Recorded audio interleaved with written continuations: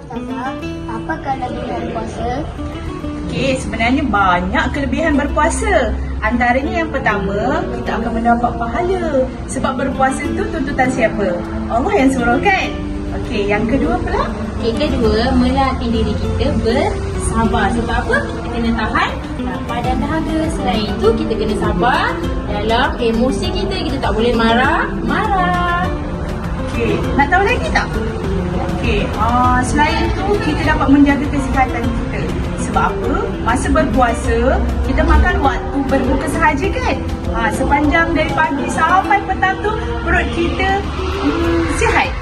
Nanti kalau lepas buka, tapi ingat buka jangan makan yang bukan-bukan. Okey, yang seterusnya awak nak tahu?